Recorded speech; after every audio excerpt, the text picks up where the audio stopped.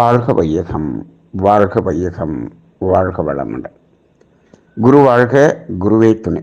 குருவின் மலரடி போற்றி.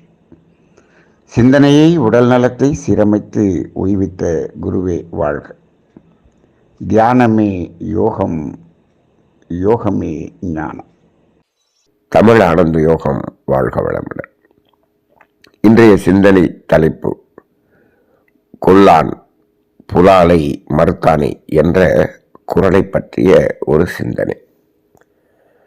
வள்ளுவர் புலால் மறுத்தல் என்ற அதிகாரத்திலே 10 குறள்களை எழுதியிருக்கின்றார். 10 குறள்களையும் நாம் தனித்தனியாக பார்க்கும் பொழுது ஒவ்வொன்றிலும் வெவ்வேறு வகையான அறம் அங்கு சொல்லப்பட்டிருக்கும். அதில் இந்த ஒரு குறள் இதற்கு பல்வேறு வகையாக அதற்கு விளக்கங்கள் கூறப்பட்டிருக்கிறது. அதாவது திருக்குறள் விளக்கம் எழுதியவர்கள் நிறைய பேர் எழுதியிருக்கிறார்கள். அதில் குறிப்பாக பரிமேலழகர் உரை என்பது அதிகமாக இங்கு பேசப்படுகிறது. அது இல்லாமல் இன்னும் நிறைய அன்பர்கள், நிறைய அதாவது தமிழ் அறிஞர்கள் இதற்கு உரை எழுதியிருக்கிறார்கள். இப்போ பெரும்பாலானோர் எழுதிய உரைகள், அதாவது இந்த உரைகள் எல்லாமே எப்படி இருக்கிறது என்று சொன்னால், இந்த குறளுக்கு எப்படி இருக்கிறது என்று சொன்னால், கொல்லான் அதாவது எந்த உயிரையும் கொல்லாதவன் என்று எழுதப்பட்டிருக்கிறது.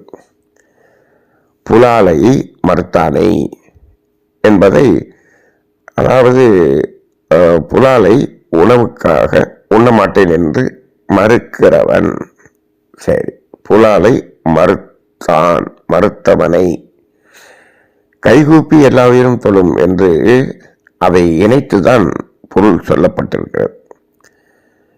எல்லா உயிரும் கைகூப்பி தொழும் என்று எழுதப்பட்டிருக்கிறது. அப்ப இந்த இடத்துல இப்போ புலால் உண்ணாதவர்களை எல்லாம் பார்த்து கையெடுத்து கும்பிடணும் அப்படிங்கிற மாதிரி இதில் பொருள் வருகிறது. அப்படி எல்லா உயிரும் கைகூப்பி தொழும்னா அவங்கள பார்த்து வணங்கணும் அப்படிங்கிற மாதிரி எழுதப்பட்டிருக்கிறது. இது எப்படி ஆகிவிடும் என்று சொன்னால், ஒரு குறிப்பிட்ட ஒரு இனம், மனித இனம், அவர்கள் புலால் உண்ணாதவர்கள் என்று வைத்துக் கொள்ளுங்கள். அவர்களை இவர்கள் கைகூப்பி தொழுவது என்பது ஏதோ ஒரு காலத்தில் அது என்ன ஆகிவிடும், இவர்களெல்லாம் நாம் கைகூப்பி தொழ வேண்டும். அப்ப ஒரு கைகூப்பி தொழுவது என்று சொன்னால் அதில் எப்படி பார்க்க வேண்டியிருக்குன்னா, கைகூப்பி தொழுவதில் 2 வகை இருக்கு. ஒருத்தரை நீங்கள் அடிமையாக வைத்திருந்தீங்க அப்படின்னு சொன்னாலும் அங்கே கைகூப்பி தொழக்கூடிய ஒரு நிலை வருது. அப்படிதான் நிறைய அந்த சமுதாயத்தில் இருந்தது. கைகூப்பி தொழ வேண்டும். இப்போ முதலாளி தொழிலாளி என்று இருக்கும்போது கூட இப்பொழுது எப்படி இருக்கிறது சமுதாயத்தில் பாருங்கள், கைகூப்பி தொழுவது என்று இருக்கிறது. பொருளாதார நிலையில் ஏற்றத்தாழ்வு இருக்கிறவங்களை கூட கைகூப்பி தொழுதல் என்று இருக்கிறது. இப்போ இது ஜாதி, மதம், இந்த வேறுபாடுகள் இன்றைய சமுதாயத்தில் வளர்ந்திருக்கக்கூடிய நிலையிலே இந்த கைகூப்பி தொழுவதை பல்வேறு வகையில் நாம் பார்த்திருக்கிறோம். இப்பொழுது அதெல்லாம் மாறி ஒரு சமுதாய சீர்திருத்தம் என்பது வந்து கொண்டிருக்கிறது. எல்லோரும் சமம் என்ற ஒரு நிலை நோக்கி பயணித்து கொண்டிருப்பதுதான் நமது தத்துவங்கள். ஆன்மீகம் என்பது எல்லோரையும் சமமாக பார்க்கக்கூடிய ஒரு நிலை. கைகூப்பி தொழுவது என்று சொல்லும் பொழுது அங்கு ஏதோ உயர்வு தாழ்வு மனப்பான்மை என்பதை கொடுக்கக்கூடியதாக மாறிவிடுகிறது. இப்போ இது எந்த வகையில் இருந்தாலும் அது இப்படி தொழ வேண்டும் என்று வைத்திருப்பது ஒரு அடிமைத்தனம், அது தவறு. ஆனால் அதே சமயத்தில் கைகூப்பி தொழுவது என்பது எந்த இடத்தில் அது இயல்பாக இருக்கும் என்று பாருங்கள். இது இப்ப கைகூப்பி தொழ வேண்டாம் என்று சொல்லவில்லை, ஆனால் கைகூப்பி தொழ வேண்டும் என்று ஆக்கிவிடுவது, இந்த சமுதாயத்தில் அதை ஒரு பழக்கமாக ஆக்கிவிடுவது என்பது தவறு. இப்போ எந்த இடத்தில் கைகூப்பி தொழும் ஒரு மனம் என்று சொன்னால், ஒருவன் ஒரு துன்பத்தில் இருக்கிறான் என்று வைத்துக் கொள்ளுங்கள். அந்த துன்பத்தை ஒருவர் போக்குகிறார் என்றால், அந்த துன்பத்தை போக்கிய இடத்தில் துன்பம் நீங்கப்பட்டவர் என்ன செய்வார்? கைகூப்பி அவரை நன்றி உணர்வோடு அவரை தொழுவார். சொல்லுவார்னா என்னன்னா, அவரை ஒரு நன்றி உணர்வோடு அவரை மதித்து போற்றுகிறார். அவ்வளவுதான். நன்றி உணர்வை காட்டுவது என்பதுதான் கைகூப்பி தொழுவது என்று பார்க்கிறோம். மற்ற இடத்தில் கைகூப்பி தொழுவது என்பது நிறைய இடத்துல எப்படி இருக்குன்னா, ஒருவரிடத்தில் ஒரு பொருளை பெற வேண்டும் என்று சொன்னாலும் இப்பொழுது கைகூப்பி தொழுகிறார்கள். கைகூப்பி தொழுது எதற்கு பொருளை பெற வேண்டும்? இவர் துன்பம் போக்குவதற்கு கைகூப்பி தொழ வேண்டுமா? அது எப்படி என்று சொன்னால், எந்த நிலையில் இருக்கும் என்று சொன்னால், அதாவது யாசகம் செய்பவர்கள் கூட கைகூப்பி தொழுவார்கள், அவர்களோட இருக்கும். யாசகம் யார் செய்வார்? உடலாலும் அறிவாலும் பொருள் ஈட்ட முடியாதவர் அவர் கைகூப்பி தொழுது பொருளை கேட்பார். சரி, இன்னொருத்தர் இருக்கார், அவர் எப்படி அவர் கைகூப்பி தொழணுங்கிறது இல்லை, அவர் யாசகம் செய்வார். அது யாரு என்று சொன்னால், எப்பொழுதும் இறை உணர்விலேயே இருக்கக்கூடிய ஞானிகள். அவர்கள் என்ன பண்ணுவாங்க? அந்த பசி எடுக்கும்போது யாசகம் செய்வார்கள். அப்ப அதில் கூட கைகூப்பி தொழுவது அப்படிங்கிறது இல்லை.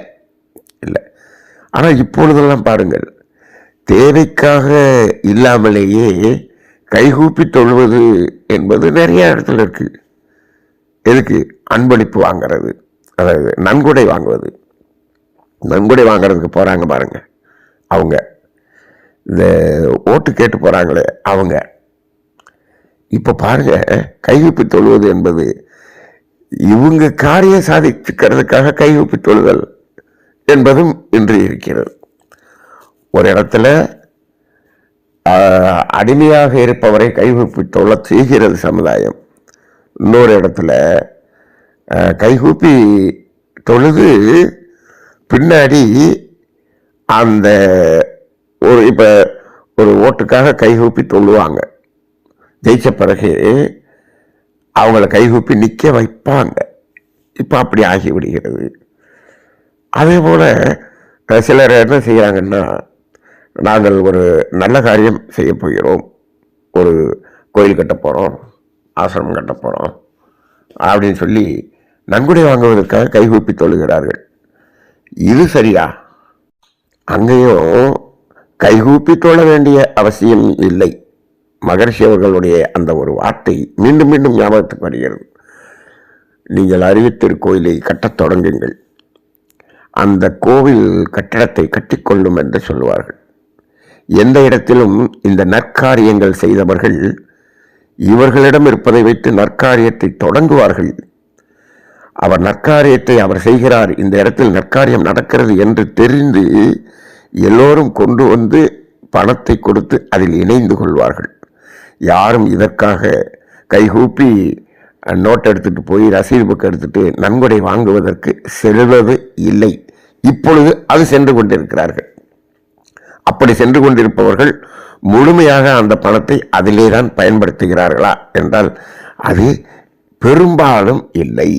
அதிலும் இவர்கள் அதில் ஒரு சுயநலத்தோடு அவர்கள் இதை செய்கிறார்கள் என்பது உண்மை. ஆக இந்த வசூல் பண்ணி நாங்கள் கூழ் ஊத்துறோம், வசூல் பண்ணி என்ன பண்ணுறோம், அன்னதானம் போடுறோம், வசூல் பண்ணி இது கட்டுறோம் அப்படின்னா அதில் உண்மை இல்லை. அங்கே ஏதோ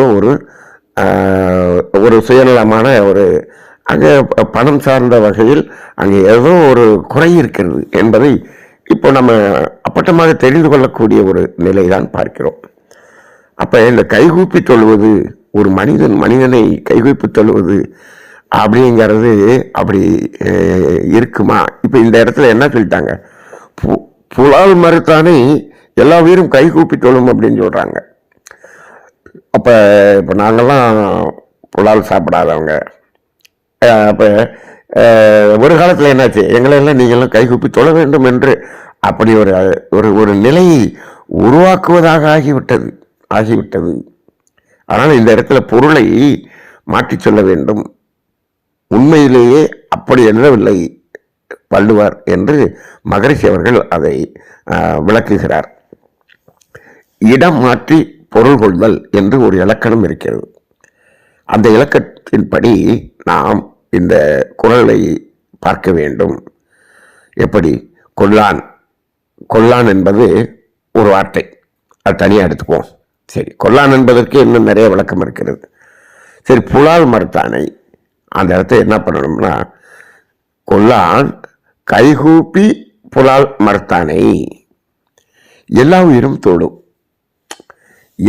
தொழும் என்று சொன்னால், இப்போ அங்கே கைகூப்புறது விட்டு போச்சு. கைகூப்பி மறுத்தானை அப்படின்னு மகரிஷி மாற்றிட்டார். எல்லா உயிரும் தொழும்னா என்ன செய்யும்?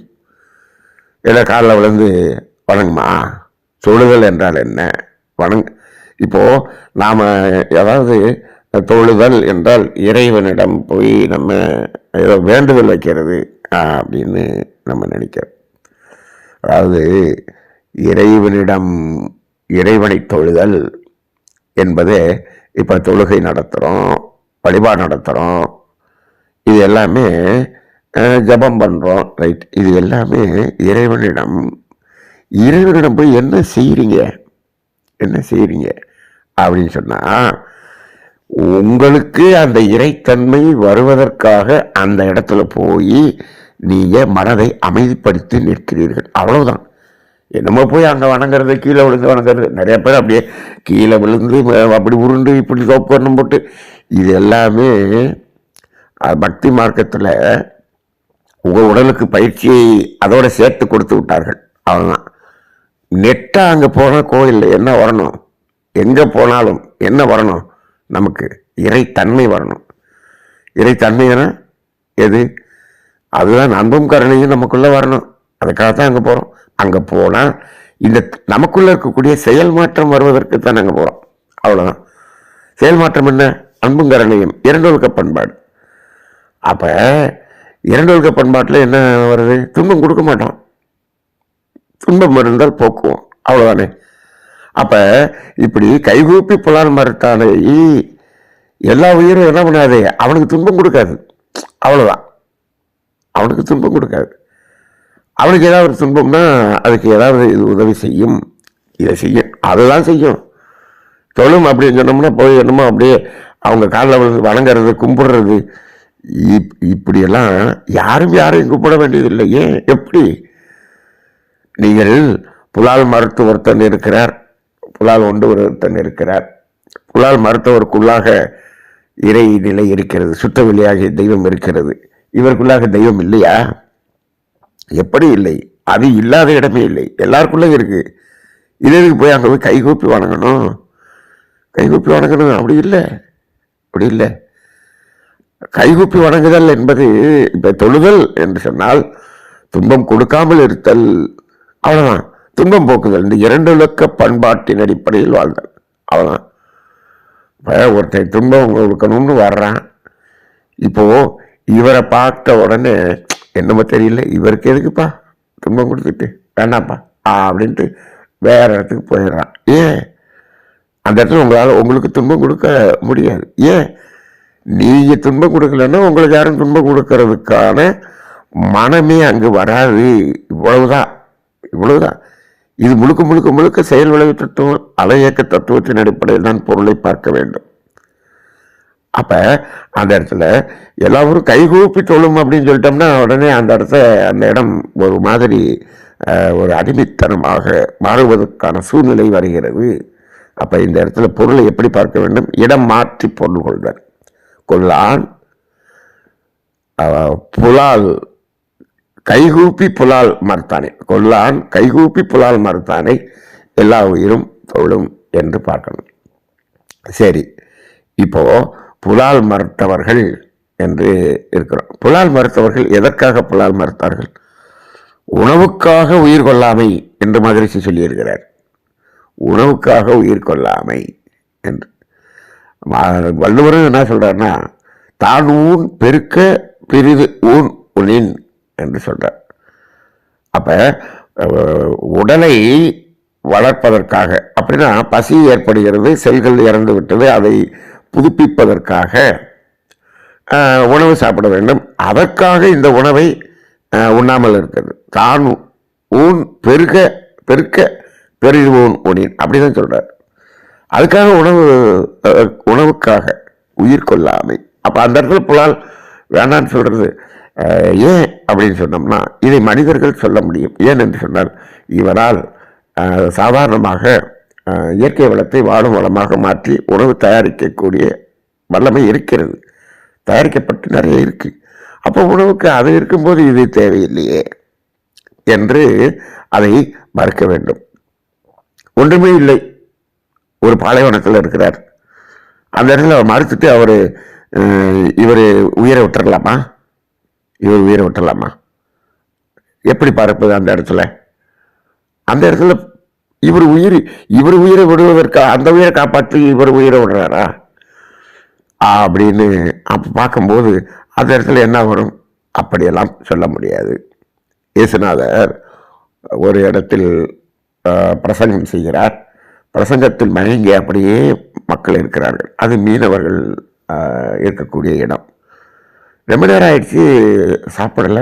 ஐயோ, எல்லோரும் பசியோடு இருக்கிறீர்களே, முதலில் பசியார்கள் என்று சொல்லுகிறார். அங்கே என்ன இருக்கிறது? மீனை தவிர வேறு ஒன்றும் இல்லை.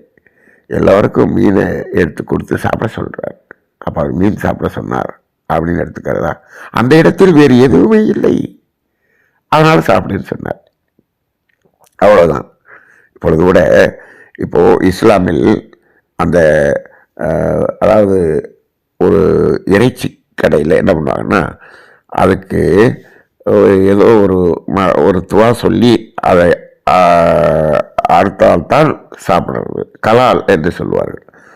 அப்ப அதை சொல்லிட்டு அறுக்கிறதுங்கிறாங்க. அதை சொல்லும்போது அரபுல சொல்றாங்க.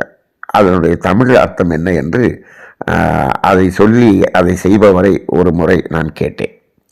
அதற்கு தமிழ் அர்த்தம் என்ன என்று கேட்டேன். அப்போ அவர் சொல்றாரு, இறைவா, இந்த இடத்தில் அதாவது தாவர உணவு வேறு எதுவும் இந்த இடத்தில் இல்லாததின் காரணத்தினால் நான் இந்த உயிரை உணவாக எடுத்துக்கொள்கிறேன் அப்படின்னு இறைவனிடம் சொல்லிட்டு என்னை மன்னியும் அப்படின்னு சொல்லிட்டு அறுக்கிறது அப்படின்னு சொல்றார். இப்போ அந்த இடத்துல இல்லை அப்படின்னு சொன்னா, அந்த இடத்துல இதை சொல்லிட்டு அறுத்தார். ரைட். இப்போ பக்கத்துல காய்கறி மார்க்கெட் இருக்கு, பக்கத்துல இதை சொல்லிட்டு அறுக்கிறோம். இறைவா, இந்த இடத்தில் தாவர உணவு வேறு உணவு இல்லாததானால் அப்படிங்கும்போது அங்கே வச்சுக்கிட்டே நம்ம செய்யும்போது அந்த இடத்துல கொஞ்சம் முரண்பாடாக மாறுகிறது. இது ஏதோ ஒரு இடத்தால் தான் மகரிஷி சொல்லுவாங்க, ஒரு காலத்தில் ஒரு இடத்தில் அந்த சூழ்நிலைக்கு ஒப்ப இருக்கக்கூடிய ஒன்று இந்த இடத்தில் இந்த காலத்துக்கு பொருந்தவில்லை என்று சொன்னால் அதை மாற்றிக்கொள்ளுங்கள் என்று சொல்லுவார். அப்ப அங்க இருக்கிறவங்க இங்க இந்த இடத்துல இது தேவையில்லை, சரி, இந்த இடத்துல இருக்கிறவங்க அந்த இடத்துக்கு போயிட்டாங்கன்னா அப்படியும் பார்க்கணும்ல. நம்ம சாதகமாகவே பார்த்துக்கூடாது. அங்கே இருக்கிறவங்க இங்கே வந்துட்டாங்கன்னா, இந்த இடத்தில் இருக்கிற காரணத்தினால் நான் இதை செய்யவில்லை, சரி, இங்கே இருக்கிற இடத்துல இல்லாத இடத்துல நீங்கள் போயிட்டீங்க, இப்போ அந்த இடத்துல நீங்கள் எப்படி மாறிக்கணும்? இந்த இடத்துல இல்லாத காரணத்தினால் நான் இதை உணவாக எடுத்துக்கொள்கிறேன் அப்படின்னு இறைவனிடம் சொல்லிவிட்டு சாப்பிட வேண்டியதான். அப்படிதான் மாறிக்கணும். அந்த இடத்துக்கு தகுந்தாற்போல் மாறிக்கொள்ள வேண்டும். அந்த சீதோஷ நிலைக்கு தகுந்தாற்போல் மாறிக்கொள்ள வேண்டும். ஒவ்வொன்றும் அதுக்கு தகுந்த மாதிரி மாறணும். ஏன் அங்கே தேவைகள் பூர்த்தி செய்யப்பட வேண்டும். நீங்கள் அதுக்காக தேவைகளை பூர்த்தி செய்யாமல் நான் புலால் மறுத்து நான் கூட செத்து போயிடுவேன் அப்படின்னு சொன்னோம்னா உன்னுடைய உயிரை நீ மாய்த்துக் கொள்கிறாய். அது அதை விட பெரிய பாவம் இல்லை. அதுவும் செய்யக்கூடாது. சரி, அப்போ புலால் மறுத்தா கைகூப்பி புலால் மறுத்தானே. அப்போ மகிழ்ச்சி என்ன சொல்கிறாரு பாருங்க. ஒரு இடத்துக்கு போகிறோம், புலால் சாப்பிட சொல்கிறாங்க, வேண்டான்னு சொல்கிறாரு. நான் சாப்பிட்றது இல்லைங்க. அதான் இந்த உணவு இருக்குல்ல, இதுவும் இருக்குது அதே இருக்குது, நீங்கள் இதை சாப்பிடுங்க அப்படின்னு சொல்கிறாங்க. இல்லை எனக்கு அது இருக்குல்ல, நான் சாதாரண உணவு சாப்பிட்டுக்கிறேன் அப்படின்னு சொல்கிறாரு. இல்லைங்க இது ருசியாக இருக்கும், உங்களுக்காக இது ஸ்பெஷலாக செஞ்சோம். அப்போ என்ன சொல்கிறாரு, இல்லை அப்போ கைகூப்பி என்ன சொல்கிறாரு, இல்லை வேண்டாங்க நான் அதையே சாப்பிட்டுக்கிறேன் அப்படின்னு சொல்கிறாரு. அந்த இடத்துல ரெண்டுமே இருக்கு. அப்போ இது இந்த இடத்தில் கைகூப்பி அவர் வேண்டான்னு சொல்கிறாரு. அப்படிங்கும்போது அப்படி மறக்கும்போது இவர் மேலே என்ன வரும், ஒரு மரியாதை வரும். அவ்வளோதான், ஒரு மதிப்பு மரியாதை வரும். அந்த மதிப்பு மரியாதை என்ன பண்ணும்? அந்த மதிப்பு மரியாதை காசு கொடுக்குமா, அவரை காலில் விழுக சொல்லுமா? இல்லை, மதிப்பு மரியாதை ஒரு மேல் மதிப்பு மரியாதை வைத்திருக்கிறோம் என்று சொன்னால் அவருக்கு நாம் துன்பம் கொடுக்க மாட்டோம்னு அர்த்தம். அவ்வளோதான். ஏன்ப்பா அவருக்கு மட்டும் துன்பம் கொடுக்குறத, அவர் மேலே எனக்கு ஒரு மதிப்பு இருக்குங்க, அதனால் அவருக்கு துன்பம் கொடுக்க மாட்டேன், அவ்வளோதான். உடனே போய் கும்பிடுவேன் அப்படின்னு சொன்னோம்னா நீ ஏதோ எதிர்பார்க்க என்று அர்த்தம். அப்படிதான் இருக்கிறது. அதாவது ஒரு மதிப்பு வைத்திருப்பது என்பது வேறு. மகரிஷியிடம் நாம் மதிப்பு வைத்திருந்தோம், உடனே அவை கும்பிட்டு காலில் விழு அப்படின்னு சொன்னாரா? இல்லை, அதெல்லாம் வேண்டாம். அவர் மேல் மதிப்பு வைத்திருக்கிறோம் என்று சொன்னால் என்ன பண்ண மாட்டோம், அவருக்கு நம்ம துன்பம் கொடுக்க மாட்டோம். ஒன்று, அவருடைய தத்துவங்களை அவர் என்ன செய்ய சொன்னாரோ அதை நம்ம செய்வோம், அவ்வளவுதான். அதுதான் நடக்கும். அப்போ அந்த இடத்துல இந்த மாதிரி இருக்கிறாருன்னு சொன்னால் எல்லா உயிரும் தொழும் என்று சொன்னால் அவருக்கு யாரும் துன்பம் கொடுக்கறதுக்கு நினைக்க மாட்டாங்க என்ற அர்த்தம். சரி, இந்த இடத்துல கைகூப்பி புலாலை மறுத்து விட்டார். சரி, இன்னொன்று கொல்லான் என்று சொல்கிறோம். இப்போ கொல்லான் யாரு? அதை கொள்பவன், உயிரை கொள்பவன் என்று. இப்போ இந்த இடத்துல இந்த புலாலுக்காக உயிரை கொள்பவன் அப்படின்னு மட்டும் எடுத்துக்கலாமா? இந்த உணவுக்காக அந்த உயிரை கொள்கிற அந்த புலால் கடை வைத்திருக்கிறானே அவன் மட்டும்தான் கொள்பவன் என்று எடுத்துக்கொள்ளலாமா? இல்லை வேறு எதுக்காகவும் எந்த உயிரையும் கொள்வதில்லை என்று எடுத்துக்கொள்ளலாமா என்று பார்க்க வேண்டியிருக்கிறது. அப்படி பார்க்கும் பொழுது இப்போ மகரிஷி உணவுக்காக உயிர் கொள்ளாமை என்று எழுதிட்டார். அது எழுதும்போது கூட அவரிடம் நாங்கள் கேட்டோம், உணவுக்காக உயிர் கொள்ளாமை, அப்போ மற்ற உயிரெல்லாம் கொள்ளலாமா? எதுக்காக கொள்ளுவீங்க? கொள்ள வேண்டிய அவசியம் என்ன இருக்கிறது? அப்படி ஒன்றும் அவசியம் இல்லையே அப்படின்னு மகரிஷி சொல்லுவார். இப்போது ஒரு தோலில் செருப்பு போடுறாங்க, உணவுக்காக அந்த உயிரை கொள்றதுல வரக்கூடிய தோலில் இவங்க செருப்பு போட்டுக்கிறாங்க. முதல்ல அது பர்பஸ் உணவுக்காக கொள்வது தான், அதுதானே அதிகமாக இருக்கிறது அப்படிங்கிற மாதிரி வருகிறது. சரி, இப்போது ஒரு கொசு கடிக்குது, டப்புன்னு நம்ம அடிச்சிடுறோம், செத்துருது. இது என்ன பண்ணுறது? இப்போது அந்த இடத்துல கொசுவலை போட்டுக்கலாம், ஏதோ பண்ணிக்கலாம் அப்படின்னு வச்சுக்கோங்க. இப்போது போகிறோம், எறும்பு மிதிச்சிடுறோம், அது செத்துருது, உயிர் கொண்டுட்டோம். அப்போ இதுக்காக தான் அந்த சமணர்கள் மயிலிறக வச்சு கூட்டிக்கிட்டே போனாங்க. இப்படியெல்லாம் இப்போது இன்றைக்கி சமுதாயத்தில் வாழ முடியுமா? அப்போ அந்த இடத்துல மகரிஷி என்ன சொன்னார், உணவுக்காக உயிர் கொள்ளாமை அப்படிங்கிறத வச்சுட்டார். கொல்லான். சரி, உயிர் கொள்வது அப்படிங்கிறத இன்னும் கொஞ்சம் நம்ம வேறு மாதிரி பார்ப்போம். உயிர் கொள்றதுன்னு என்ன? அந்த உடலிலிருந்து உயிரை பிரித்து விடுவது. சரி, இப்போது அந்த உடலிலிருந்து உயிரை முழுசாக பிரித்தா தான் கொள்ளுதலா? அறகுறையாக பிரித்தா உயிர் போகலை, ஆனால் அவனை அடின்னு அடிச்சிட்டாங்க, துன்புறுத்திட்டாங்க, ஆனால் உயிர் போகலை. இப்போ என்னாச்சு, அவனுக்கு எவ்வளோ உயிர் போயிடுச்சு? அவருக்கு ஒரு 30% உயிர் வெளியில் போயிடுச்சு. இவர் அடித்து அடியில் ரைட்டா 30% தானே போயிருக்கு. முழுசாக போனால் தானே உயிர் போகிறது. அப்போ இது உயிர் போகிறது இல்லையா? இப்போ இது கொல்வது இல்லையா? மனசில் திட்டோம். அந்த திட்டி அவமானப்படுத்தி ஒருத்தனை ரொம்ப அசிங்கப்படுத்தி அவ்வளவு திட்டுறார். அப்படியே அவன் நொந்து போய் உட்கார்ந்துருக்கான். அவனுக்கு உயிர் விரயமாச்சா இல்லையா? அவனுக்கு உயிர் விரயமாச்சு. ஒருத்தனுடைய வாழ்க்கையை கெடுத்துட்டார். இவருக்கு ப்ரமோஷன் வரணுங்கிறதுக்காக இன்னொருத்தனுக்கு எடுத்து இவர் ப்ரமோஷன் ஆகிட்டார். அவன் அப்படியே அவங்க குடும்பமே எப்படி இருக்கு? அப்படியே நொந்து போய் உட்கார்ந்துருக்கு. எத்தனை நாள் உட்கார்ந்துருக்கு? உயிர் போகுதா இல்லையா? அங்கேயும் உயிர் போகுது. கொல்லுதல் என்றால் இதுவும் கொல்லுதல் தான். நீங்கள் யாருக்கு துன்பம் கொடுத்தாலும் அது கொல்லுதல் தான். இது சின்ன கொல்லுதல், அது பெரிய கொல்லுதல். உணவுக்காக உயிரை எடுத்துட்டீங்க. அப்ப அதுதான் கொல்லுதல் என்று எடுத்துக்கொண்டிருக்கிறோம். உயிர் கொள்ளாமை, உயிரை பிரித்து விடுவது என்பது மட்டும்தான் நம்ம துன்பம் என்று எடுத்துக்கொண்டிருக்கிறோம்.